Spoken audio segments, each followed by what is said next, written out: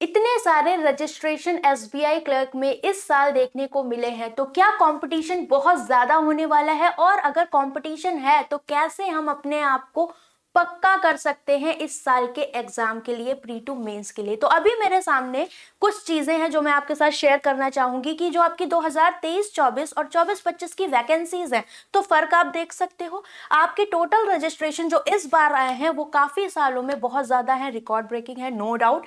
But हाँ, prelims में आपके 15 लाख लगभग लोग बैठेंगे और मेंस में 10 गुना आपके रहते हैं टोटल वैकेंसी के, राइट। अभी बात ये आती है कि क्या सारे ही लोग आपके कंपटीशन में हैं? नहीं।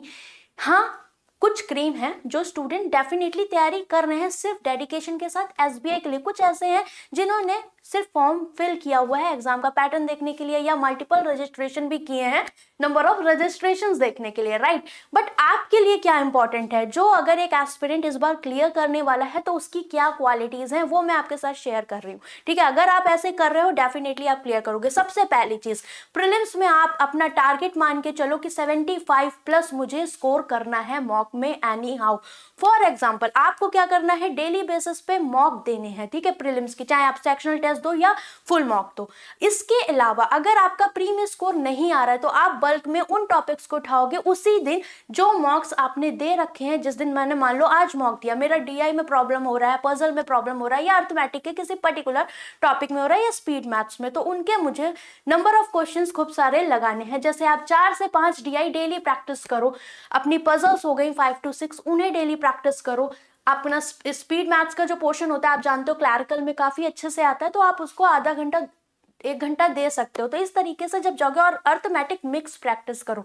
जब तक आप इन चीजों को डेली बेसिस पे नहीं लगोगे तब तक आपका स्कोर नहीं इंक्रीज होगा और आपका टोटल मार्क्स और परसेंटाइल इंक्रीज नहीं होगा, ठीक है।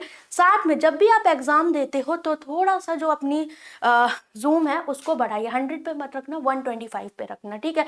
तो उससे आप स्क्रॉल करोगे तो आपका टाइम उसी हिसाब से जाएगा जैसे आप एग्जाम में करते, तो वो आपको कहीं ना कहीं फायदा करेगा, ठीक है। आपकी पहले जैसी प्रैक्टिस रहेगी। इसके अलावा अपना जो मेंस का टारगेट है उसे कंप्लीट करना स्टार्ट करो, सिर्फ प्री को हमें फोकस नहीं करना है। आप क्या कर सकते हो, मेंस के क्वेश्चन से स्टार्ट करो या प्री टू मेंस कर सकते हो। जैसे मैंने आपको 0 to Zenith 3.0 सीरीज स्टार्ट करी है, उसमें क्या है, आप आराम से अपना अर्थमेटिक को पूरा करो, ठीक है। लाइव मॉक सॉल्विंग सेशन से आपको पता लगेगा कि रियल 20 मिनट में मुझे क्लर्क का एग्जाम कैसे अटेम्प्ट करना है, क्वांट का वो पता लगेगा। आपके लिए इंपॉर्टेंट क्या बनता है, मेंस। तो मेंस की क्लासेस चल रही है। अगर आप इस सीरीज को यूट्यूब पे, मैंने स्टार्ट करी पुष्पा सीरीज, सबकी प्लेलिस्ट की लिंक मैं कमेंट सेक्शन में दूंगी। अगर आप इस सीरीज को पूरा कर रहे हो, आपको क्वांट में सीरियसली कोई प्रॉब्लम नहीं आएगी, ठीक है। आपको बस एक बार विजिट करना है। इसके अलावा आपको मॉक्स देने हैं। मॉक्स बहुत इंपॉर्टेंट है। गाइडली पे आपको पता है आपका ऑफर चल रहा है, आप आराम से, रीजनेबल है, पॉकेट फ्रेंडली और बहुत अच्छे हैं। प्री टू मेंस आपको प्री के 35 मॉक्स मिलते हैं, मेंस के भी बहुत सारे मॉक्स मिलते हैं, प्लस सेक्शनल टेस्ट आप दे सकते हो। 2023 भी अवेलेबल है, 2024 भी, तो बहुत सारे मॉक्स हैं, आप इन्हें दे सकते हो सारे एग्जाम्स के लिए। और आपका पीडीएफ बंडल है 2025 का, ये इसलिए इंपॉर्टेंट है, जो मैंने आपको बोला, सेल्फ प्रैक्टिस। आपके पास सारा ही कंटेंट एक जगह मिलेगा, प्री का भी और मेंस का भी, क्विज फॉर्मेट में भी, आपका पीडीएफ फॉर्मेट में भी और वीडियो सॉल्यूशन भी। तो सारी चीजें आपको मिलेंगी, आपको कहीं नहीं जाना, आपको बस प्रैक्टिस करनी है। तो जो भी कह रहे हैं ना, जो इस बार सिलेक्शन लेने वाले हैं, उनको क्या करना है, रुकना नहीं है। आप डेली बेसिस पर प्रैक्टिस करो, एटलीस्ट अपनी क्वालिटी स्टडी को दो। पूरे दिन नहीं पढ़ना है, 7 से 8 घंटे पढ़ो, बट डेली पढ़ो और exam oriented, mock oriented study करो। आप ऐसे करोगे आपको कोई दिक्कत नहीं आएगी।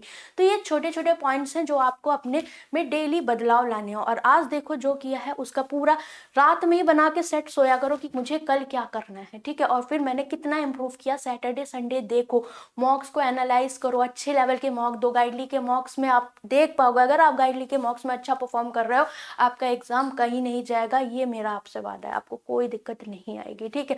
इसके अलावा डेली बेसिस पे पढ़ना है, कोई टॉपिक मत छोड़ना। Again I am saying, because you are going for the clerical examination, और क्लैरिकल में आप जानते हो कि आपका कट ऑफ हाई रहता है, और आपके पता है लेवल जो रहता है वो उतना ज्यादा हाई नहीं रहता। तो आपको बेसिक सारे आपके जितने भी टॉपिक्स होते हैं उनके क्लियर करिए। भले ही आप अभी 15 दिन ले लीजिए अपने टॉपिक्स को क्लियर करने के लिए, बट कोई भी टॉपिक मत छोड़ना, ठीक है। और बिल्कुल कंपटीशन है, बट इतना नहीं है, क्योंकि जो सीरियस कैंडिडेट्स है, कंपटीशन बस उन्हीं के बीच में, लाखों के बीच में नहीं है, बट जो है आपके कुछ हजार, उन्हीं के बीच में रहना, उन्हीं में से सिलेक्शन आपका होगा। जो ये 8,000 सेलेक्ट किए, कितने 13,000 के आसपास जो आपके सेलेक्ट किए जाएंगे, ठीक है।